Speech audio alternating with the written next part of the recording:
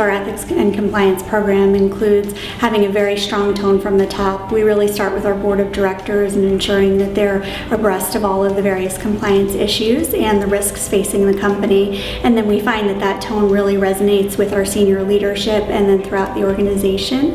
We have a group of compliance champions who are business people embedded in the business in various regions throughout the world who learn a little bit more about the compliance program than your average associate.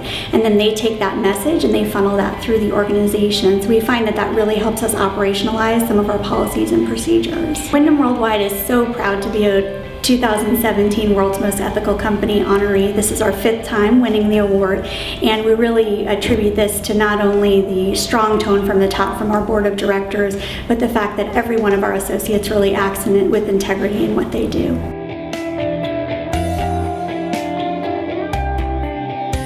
Trends that we're seeing in ethics and compliance include really a lot of the things we've seen over the past few years, but just taking a different take on it. So looking at the culture of compliance and ensuring that the culture of compliance is embedded again in the policies and procedures of the company, and that message gets distributed to the associates in a way that they can action on it.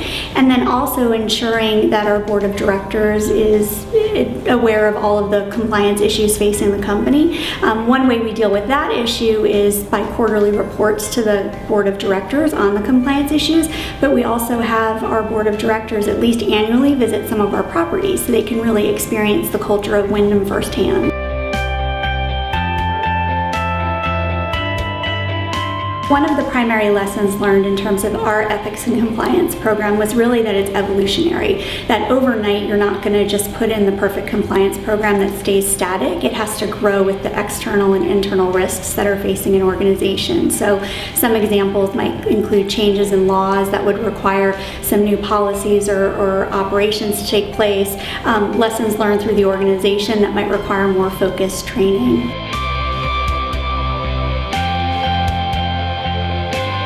Some initiatives that we've launched recently, which are pretty exciting to us at Wyndham, include really revamping our policy and procedure process. So making sure that there are key stakeholders within our business units that are buying into and approving our policies, but then also consolidating those policies across the organization so it doesn't become a sense of policy overload for our associates, and they really have a structure by which they can understand what their obligations are. So based upon that, we were able to take about 150 corporate-wide policies and consolidate them down into 15 policies with supporting standards.